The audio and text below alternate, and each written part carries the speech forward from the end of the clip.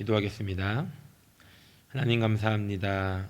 오늘도 우리에게 귀한 주일을 허락하여 주시고 함께 주님을 예배하며 찬양할 수 있음에 감사를 올려드립니다. 하나님, 주님을 사랑하며 주님을 예배하는 이 공동체를 주님께서 기억하여 주시며 날마다 주님의 은혜로 충만하게 채우시고 주님의 사랑으로 덮어 주시옵소서. 하나님, 오늘도 주님 앞에 나와 함께 말씀을 듣습니다.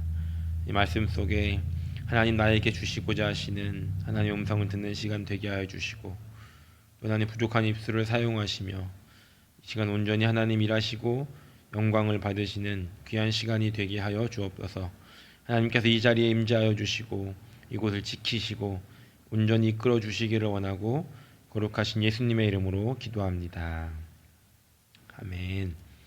오늘 우리에게 주시는 하나님의 말씀은 사무엘상 19장 1절부터 3절까지 말씀 읽도록 하겠습니다.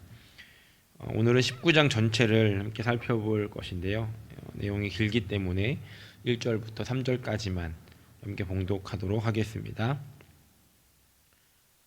사울이 그의 아들 요나단과 그의 모든 신하에게 다윗을 죽이라 말하였더니 사울의 아들 요나단이 다윗을 심히 좋아하므로 그가 다윗에게 말하여 이르되 내 아버지 사울이 너를 죽이기를 꾀하시느니라. 그러므로 이제 청하노니 아침에 조심하여 은밀한 곳에 숨어 있으라. 내가 나가서 내가 있는 들에서 내 아버지 곁에 서서 너희를 내 아버지와 말하다가 무엇을 보면 너에게 알려주리라 하고. 아멘. 오늘 말씀의 제목은 말랏 데이빗 구출 작전입니다. 저를 한번 따라해 주십시오. 말랏 데이빗 구출 작전. 네, 감사합니다. 말랏이 도대체 무슨 말인가 이따가 아실 수 있습니다. 지난주 우리는 18장 말씀의 후반부를 통해서 다윗을 향한 사울의 미움이 다윗을 죽음의 자리로 몰아넣는 그런 은밀한 계획으로 나타나는 모습을 우리가 살펴보았습니다. 그런데 19장에 들어오면서부터 다윗을 죽이고자 하는 이 사울의 마음이 이제는 공개적으로 드러나게 됩니다. 오늘 함께 읽은 19장 1절 앞부분을 보면 이렇게 기록합니다.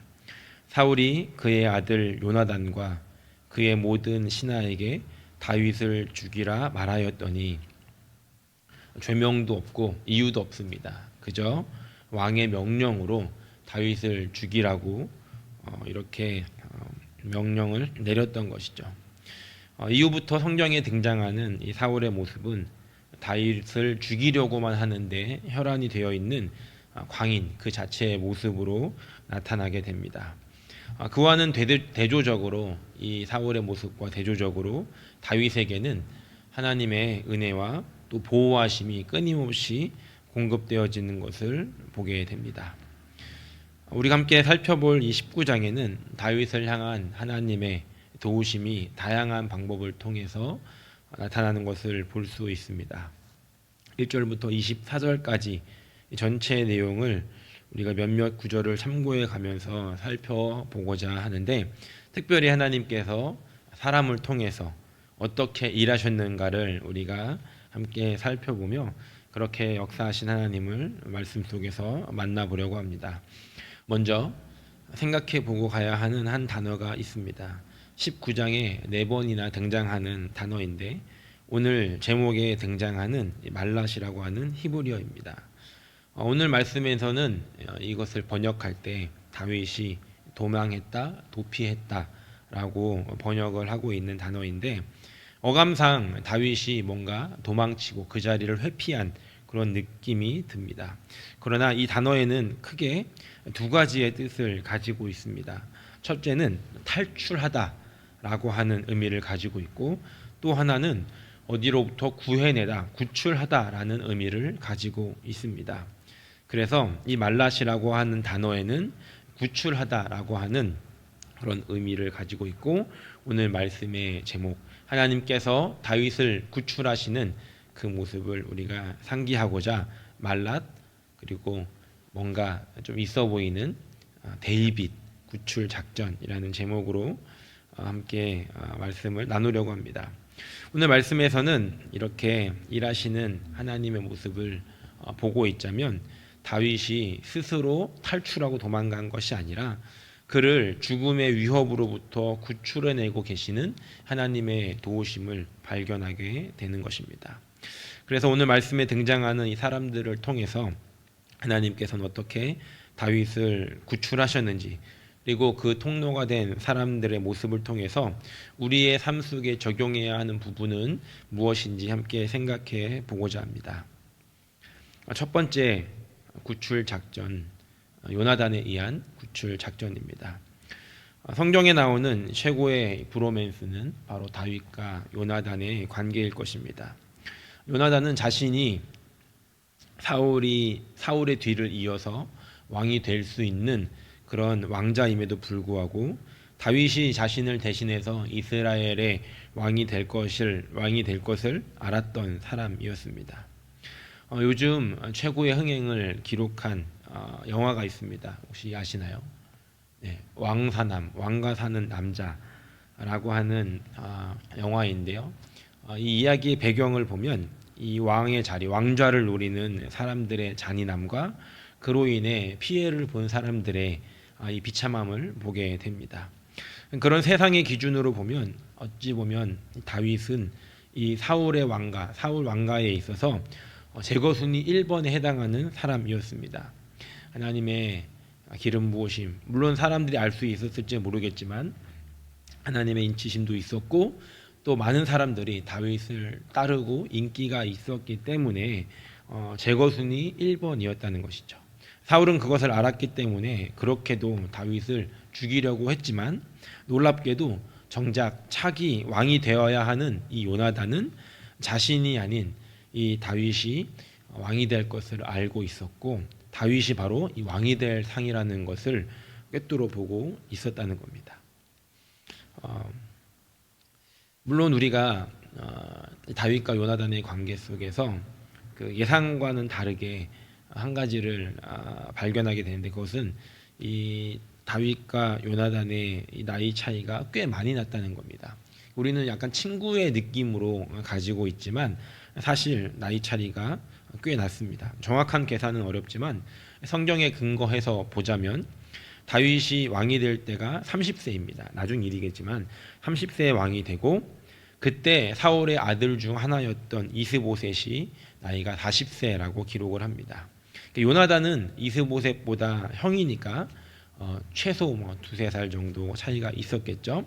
좀 더 잡으면 더 많아지겠지만 어쨌든 이렇게 따져본다면 최소 12살 정도 요나단과 다윗의 나이 차이가 있었을 것이고 좀 더 이렇게 멀리 잡으면 다윗이 태어나기 전부터 요나단은 군인이었다라는 것을 가정한다면 최소 20살 이상의 차이가 나게 됩니다. 이런 나이 차이가 있음에도 불구하고 한참 어린 이 다윗을 대하는 요나단의 마음은 진심이었다는 겁니다. 다윗을 대하는 요나단의 행동은 어떤 정치적인 줄서기도 아니었고 자신의 이해관계를 위한 어떤 전략도 아닌 순수한 우정에서였고 그 다윗이라고 하는 사람을 정말로 좋아했던 그 한 사람의 모습을 우리가 요나단을 통해 발견하게 됩니다. 그것은 다른 어떤 것보다 다윗과 함께 하시는 그 하나님을 요나단이 보았기 때문에 어찌 보면 그 하나님의 뜻을 겸허하게 받아들이는 그런 자세를 갖추고 있었다고도 볼 수 있습니다. 오늘 1절 말씀을 보면 아이러니하게도 사울은 그 다윗을 공개적으로 죽이고자 했지만 요나단은 다윗을 심히 좋아했다라고 기록을 하고 있습니다. 그래서 요나단은 다윗에게 이 사실을 알리고 숨어 있으라라고 말합니다. 그러면서 이제 상황을 파악해서 너에게 말해주겠다라고까지 이야기합니다. 요나단은 아버지의 사울이 왜 다윗을 미워했는지 전혀 알지 못했던 것 같습니다. 그저 자신을 포함한 모두가 알고 있는 이 사울의 정신 이상 증세로 인한 망상이나 어떤 오해 정도로 착각을 했던 것 같습니다. 그래서 사울에게 이렇게 말하고 있습니다. 요나단이 그의 아버지 사울에게 다윗을 칭찬하여 이르되 원하건대 왕은 신하 다윗에게 범죄하지 마옵소서. 그는 왕께 득죄하지 아니하였고 그가 왕께 행한 일은 심히 선함이니이다. 그가 자기 생명을 아끼지 아니하고 블레셋 사람을 죽였고 여호와께서는 온 이스라엘을 위하여 큰 구원을 이루셨으므로 왕이 이를 보고 기뻐하셨거늘 어찌 까닭없이 다윗을 죽여 무죄한 피를 흘려 범죄하려 하시나이까. 그리고 요나단은 아버지 사울에게 다윗을 칭찬하며 오히려 다윗을 행함으로 무죄한 피를 흘리게 하는 죄를 짓지 말라라고 부탁을 합니다. 요나단은 그렇게 모든 사람에게 진심이었습니다. 다윗에게도 다윗을 살리고자 하는 다윗을 향한 마음도 진심이었고 동시에 이 아버지 사울이 무죄한 피를 흘리지 않도록 하기 위한 이런 진심 어린 조언도 요나단에게 있었다는 겁니다. 이후 6절을 보면 이렇게 기록합니다. 사울이 요나단의 말을 듣고 맹세하되 여호와께서 살아 계심을 두고 맹세하거니와 그가 죽임을 당하지 아니하리라. 요나단의 중재로 인해서 비록 일시적이었지만 사울의 마음은 돌아서게 되고 다윗은 다시 왕궁으로 복귀하게 되는 장면을 우리가 보게 됩니다. 7절입니다. 요나단이 다윗을 불러 그 모든 일을 그에게 알리고 요나단이 그를 사울에게로 인도하니 그가 사울 앞에 전과 같이 있었더라. 물론 이후에 다윗이 왕궁에서 나와서 아예 이스라엘을 떠나는 사건이 20장에 기록이 되어 있지만 이때까지도 요나단은 다윗의 편에 서서 다윗을 힘써 도와주었다는 겁니다.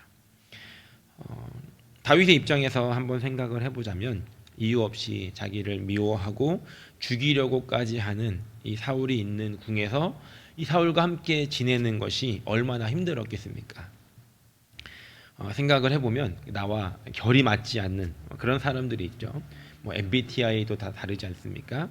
그런 사람과 함께 지낸다는 것만으로도 사실 그곳에 있는 것이 쉽지는 않습니다. 그런데 그 안에서 그냥 지내는 것이 아니라 미움을 받고 또 해를 입을 수 있는 그런 상황에까지 처해 있다라고 한다면 그곳에 굳이 버티고 있을 이유가 없지 않겠습니까? 물론 다윗에게 있어서 지금의 이 다윗은 어찌 보면 사울의 사위가 되었기 때문에 이전과는 다른 마음가짐으로 왕궁에 머물고 있었겠지만 성경에 기록되어 있는 전반적인 상황을 보면 아내였던 미갈과도 그렇게 사이가 썩 좋지만은 않았던 것 같습니다. 다윗의 입장에서 이 말씀을 묵상해 보고 있자니 이런 생각이 들었습니다. 다윗은 저런 상황에 이렇게 힘든 상황에 어떻게 버티고 있었을까? 저 왕궁을 떠나지 않고 도망가지 않고 그곳을 견디고 있었을까?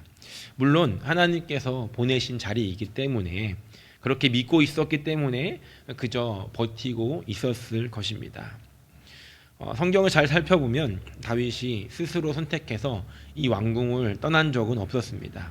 사울의 창을 피하면서도 여전히 그 자리에 있었고 그런 다윗을 사울이 쫓아낸 것이고 다시 돌아왔을 때는 요나단이 피하라고 알려서 도망가게 했던 것이고 또 다시 돌아오게 되었을 때는 미갈이 창문으로 달아서 내려 도망가게 했었습니다. 이런 숨막히는 왕궁에서의 생활 속에서 다윗은 어떠했을까? 다윗이 이 왕궁에서 숨 쉴 수 있는 어찌 보면 자신의 모든 긴장을 풀어놓고 무장을 해제하고 마음을 놓을 수 있는 존재가 한 명 있었다면 바로 요나단이었다는 겁니다. 하나님께서는 이 요나단이라고 하는 존재를 왕궁에 두어서 다윗 곁에 두어서 이 외롭고 힘든 싸움을 하고 있는 다윗을 위로하시고 격려하셨던 겁니다. 우리 삶 속에서 만나는 모든 관계가 아름답고 또 원만하고 행복하면 좋겠지만 그렇지 못한 상황에 있다 할지라도 우리가 직장이든 가정이든 교회든 자신의 마음을 알아주는 사람이 한 명만 있어도 우리는 버티고 살아갈 수 있는 것 같습니다. 여러분들에게는 그런 분이, 그런 존재가 있으십니까? 이 땅에서의 힘겨운 삶을 살아갈 수 있게, 그 시간들을 버티고 이겨낼 수 있게 해주는 사람, 그런 사람이 한 명이라도 있으시다면 여러분들의 삶은 참 감사한 삶일 것이고 축복된 삶일 것입니다. 만약에 그런 분이 없다라고 한다면 그런 사람을 만나게 하시는 은혜가 저와 여러분들에게 있기를 간절히 축복합니다.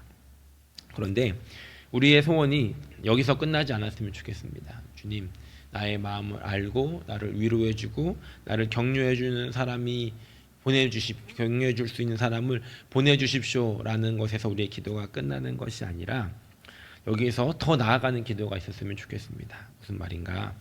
요나단이 다윗의 위로가 되었고 또 하나님의 사람이었던 이 다윗을 돕는 자로 요나단이 쓰임을 받았다면 나도 그런 사람이 곁에 있게 해주세요에서 더 나아가서 주님, 내가 이런 요나단과 같은 사람이 되기를 원합니다. 까지 우리의 기도가 발전할 수 있기를 소원합니다. 말씀을 준비하면서 제 자신을 많이 돌아보게 되었습니다. 나는 누군가에게 요나단과 같은 사람이었는가? 라는 질문을 해보게 되었습니다.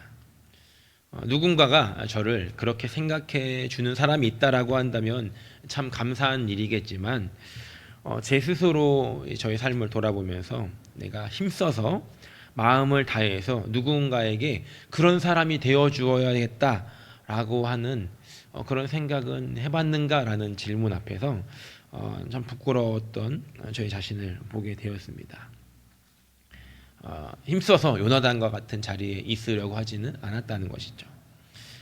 그러면서 이런 생각을 또 해보게 됐는데 주님께서 나를 이곳에 이 뉴카슬 순복음교회에 보내신 이유가 무엇일까를 또 생각해 보았습니다. 돌이켜 보니 지금 5월 마지막 날을 보내고 있는데 제가 작년 5월에 와서 설교를 하고 여러분들은 투표를 하고 이 여정이 시작된 것이 벌써 1년이 지났습니다.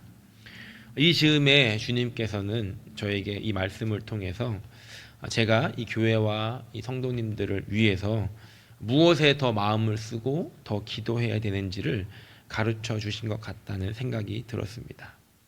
저뿐만이 아니라 우리 뉴카슬 순복음교회 모든 성도님들이 그런 마음을 갖고 기도함으로 인해서 누군가에게 요나단 같은 사람이 되어주고자 하는 이런 마음을 품고 기도함으로 인해 이 공동체가 사랑이 넘쳐나고 행복이 넘쳐나는 그런 귀한 공동체가 되어져 가기를 예수님의 이름으로 간절히 소원합니다. 두 번째 구출 작전에 투입된 사람은 미갈이었습니다. 미갈이라고 하는 이 여인은 처음에 다윗의 팬클럽 회장으로 활동하다가 결혼까지 꼴이난 성덕을 이룬 여인입니다. 11절 말씀을 보니까 사울이 사람들을 보내서 아침에 출근하는 다윗을 죽이려 한다라고 하는 이 비밀 정보를 미갈이 듣게 됩니다.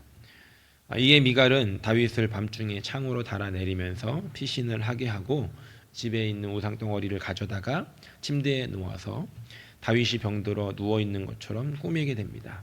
그리고 아침에 전령들이 다윗을 찾아왔을 때 이미 조치를 취했던 미갈은 다윗이 아파서 자고 있다는 거짓말을 하게 됩니다.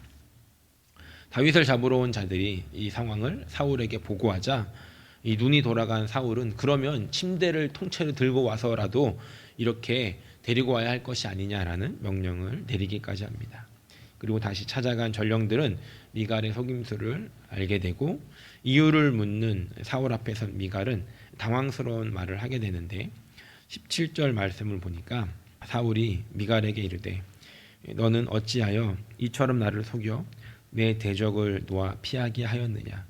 미갈이 사울에게 대답하되 그가 내게 이르기를 나를 놓아 가게 하라. 어찌하여 나로 너를 죽이게 하겠느냐 하더이다 라고 대답합니다. 미갈은 사울에게 다윗이 나를 죽이려고 해서 내가 그렇게 할 수밖에 없었어요라고 거짓말을 하고 있는 것이죠.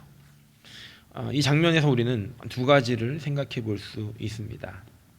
먼저 살펴볼 수 있는 것은 하나님께서는 어떠한 방법을 통해서라도 다윗을 살려내고 계시다는 겁니다. 다윗은 지금 이 영화의 주인공입니다. 주인공이기 때문에 모든 영화의 주인공이 그러하듯이 절대 죽지 않을 것입니다. 그런데 이 장면에서 이 주인공을 살리는 이 미갈의 임무가 무엇이었는가? 그것은 아침이 오기 전까지, 왜냐하면 사울이 아침에 다윗을 죽이려고 했기 때문에 밤에 돌아온 이 다윗을 아침이 오기 전까지 이 성 밖으로 빼내는 것이 바로 미갈의 임무였습니다.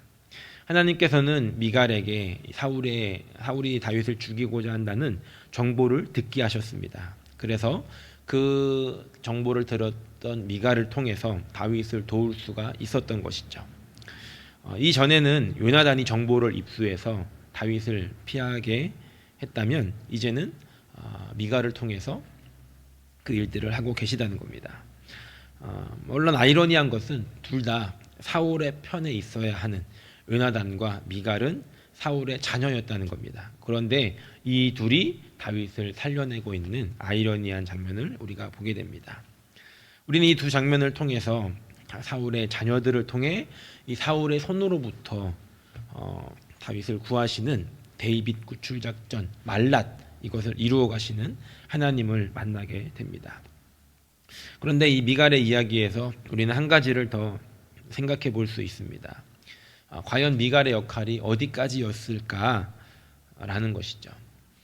밤중에 다윗을 도망가게 했습니다. 참 잘한 일입니다. 그런데 이후 미갈의 이 액션은, 이 미갈의 모습은 뭔가 이해가 되는 것 같으면서도 살짝 애매함으로 다가온다는 겁니다. 이어지는 13절을 보면 이렇게 기록하고 있는데, 미갈이 우상을 가져다가 침상에 누이고 염소털로 엮은 것을 그 머리에 씌우고 의복으로 그것을 덮었더니, 이미 다윗은 그 성을 빠져나간 후였습니다. 그런데 미갈은 우상을 가져다가 다윗이 자고 있는 것처럼 꾸몄다는 것이죠. 이 우상을 보면 사람도 사이즈만 했고 그것을 집에 가져다 놓았다라고 한다는 건 하나님하고 일단 관계가 그렇게 좋지 않았다는 것을 우리가 생각해 볼 수 있죠. 그리고 그것을 침대에 눕혀놓고 다윗이 누워있는 것처럼 하고는 다윗을 잡으러 온 사람들에게 다윗이 병들어서 지금 일어날 수 없다라고 속이게 됩니다. 물론 미갈의 입장에서 생각을 해보면 다윗이 도망갈 시간을 벌어주려고 그렇게 한 것인데, 잘 생각해보면 이미 다윗은 밤중에 도망을 갔고 그리고 아침이 되었기에 시간이 꽤 있었기 때문에 굳이 그렇게까지 할 필요가 있었는가 라고 하는 질문을 또 하게 됩니다.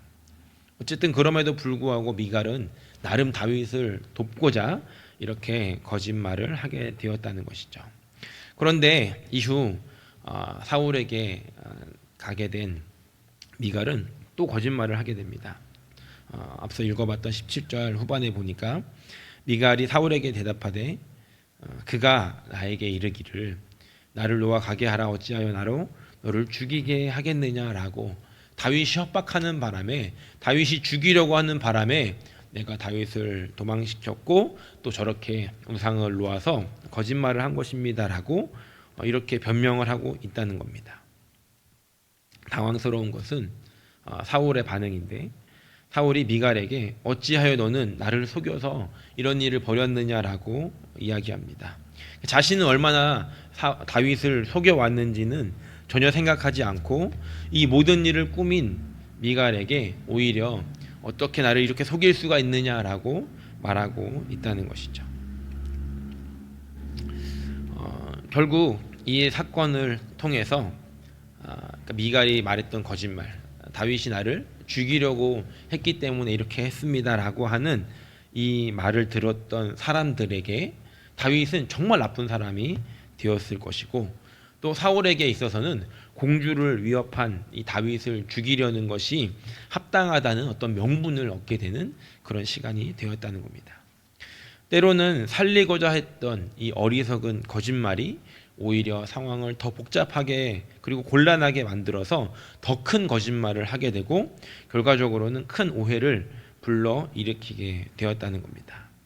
바라기는 오늘 이 말씀을 통해서 생각해 볼 때 주님께서 나에게 맡기시는 역할은 어디까지인지를 우리가 분별하고, 또한 살리고자 하지만 살리려고 했던 이 거짓말조차도 결국은 선한 결과를 가지고 오지 못한다는 것을 우리가 기억하며 정직함으로 살아갈 수 있는 저 여러분 되기를 예수님의 이름으로 간절히 축원합니다. 마지막으로 이 다윗의 구출 작전에 쓰임 받은 사람은 사무엘이었습니다.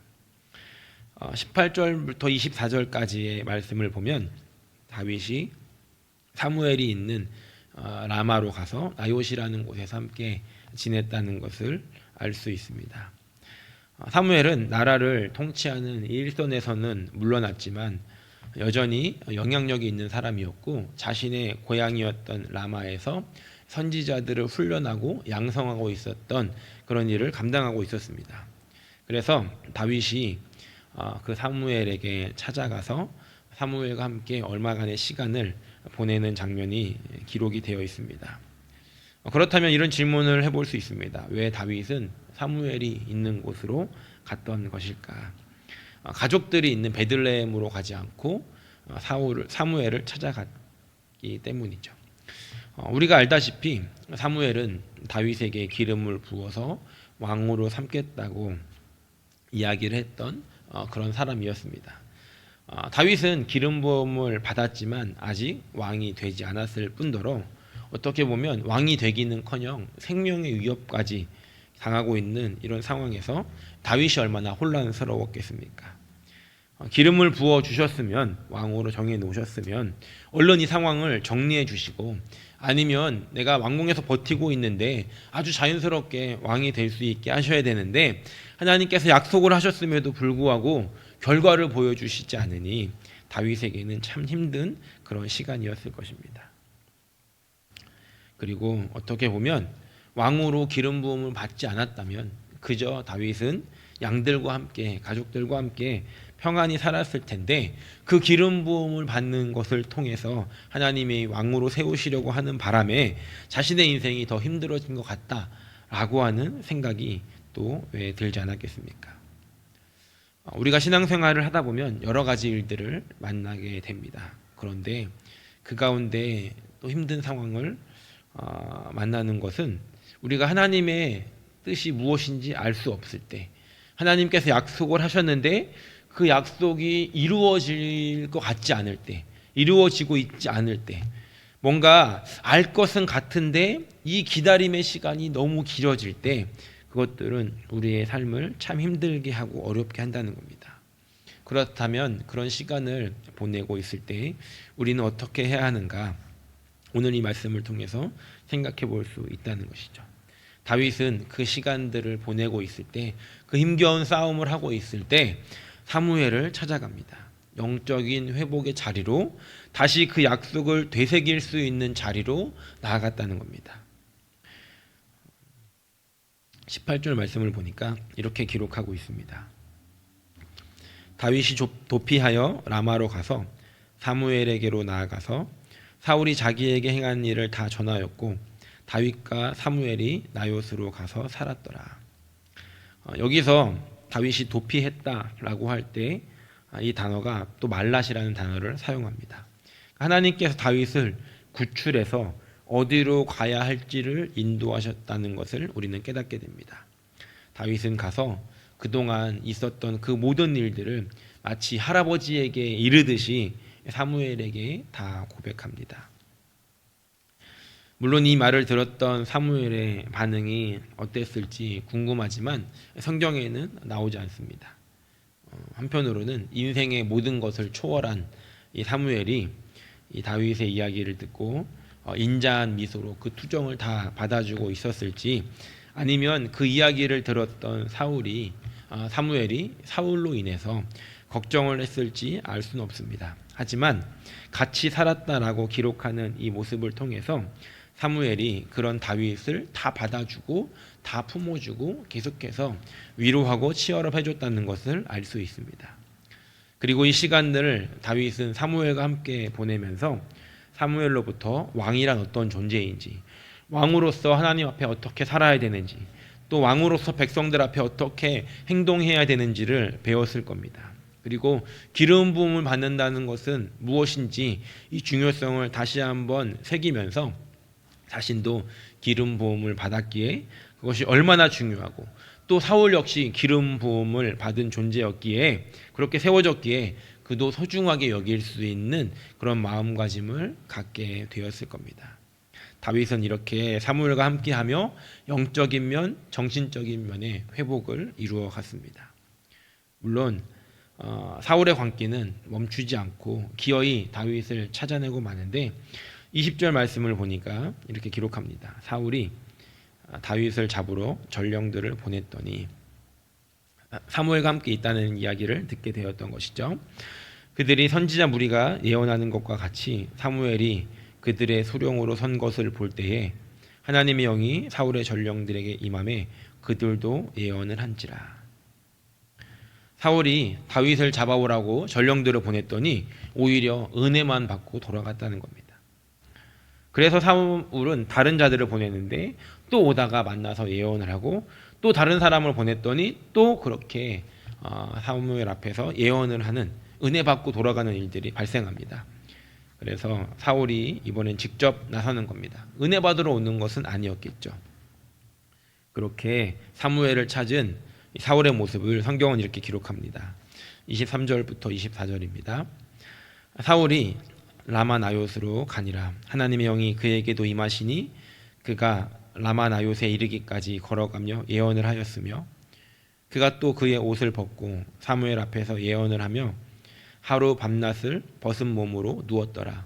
그러므로 속담에 이르기를 사울도 선지자 중에 있느냐 하니라. 그 앞에 보냈던 사람들과 마찬가지로 사울도 하나님의 영에 사로잡혀서 예언을 하고 있는데 옷을 벗고 사무엘 앞에서 예언을 하면서 하루 종일 그렇게 누워 있었다라고 기록합니다. 씩씩거리면서 이 사무엘을 찾아가서 다윗을 내놔라라고 소리를 지르려고 왔는데 오히려 그 앞에 발가벗은 채로 누워져서 당신은 사랑받기 위해 태어난 사람, 이렇게 축복성을 부르고 있더라는 겁니다. 물론 여기서 사울이 옷을 벗었다라고 하는 것은 민망하게 다 옷을 벗었다라기보다는 왕이었는데 왕으로서 입고 있었던 그 겉옷을 벗었다는 의미도 있습니다. 사울조차도 하나님 앞에서 완전히 나약한 존재가 되어서 다윗에게는 아무것도 할 수 없는 이런 무기력한 모습을 보여주었다는 겁니다. 그렇다면 우리가 여기서 생각해 보아야 할 것이 있습니다.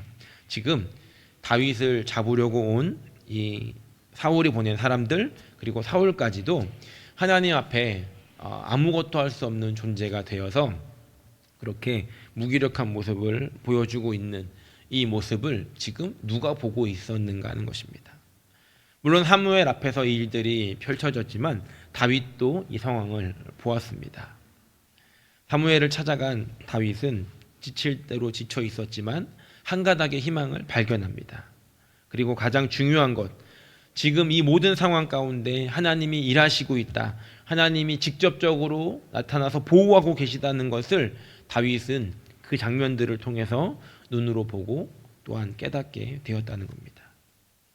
물론 이후에 기록되어 있는 말씀에서 다윗은 정말로 이제 이스라엘을 완전히 떠나서 도망자 신세가 되었지만 이 상황 속에서 지금 오늘 이 장면 속에서 자신을 구출해내신 하나님을 경험한 다윗은 더 담대한 사람이 되어서 끝까지 그 약속을 향해서 달려나가는 사람이 되었다는 겁니다. 말씀을 정리합니다. 오늘 세 명의 사람을 통해서 하나님은 다윗을 구출해내십니다. 요나단을 통해서 그리고 미가를 통해서 사무엘을 통해서 우리는 그 사람들을 통해 다양한 방법으로 다윗을 도우시고 구출해내시는 하나님을 만나보았고 또한 그렇게 통로로 쓰임받은 사람들의 모습을 통해서 우리가 적용해 보아야 할 모습도 생각해 보았습니다. 바라기는 오늘 이 말씀을 기억하며 우리도 누군가에게 요나단 같은 사람이 되어 주어서 위로와 격려와 칭찬으로 사람을 살릴 수 있는 사람이 되어가고 또한 미갈의 모습을 우리가 상기하며 주님께서 맡기신 일 그것이 어디까지인지를 정확하게 분별하고 또 그 일들을 해나갈 때 정직하게 감당해 나아가고, 또 오늘 사무엘을 찾아갔던 다윗의 모습을 기억하며 하나님께서 주셨던 그 약속을 다시 한번 붙잡고 하나님이 일하시고 계신 그 역사를 보며 회복되어짐으로 말미암아 다시 그 주님의 맡겨주신 일들, 그 약속을 위해 다윗과 같이 담대하게 달려갈 수 있는 그런 저와 여러분들의 삶이 되시기를 예수님의 이름으로 간절히 축원합니다. 기도하겠습니다.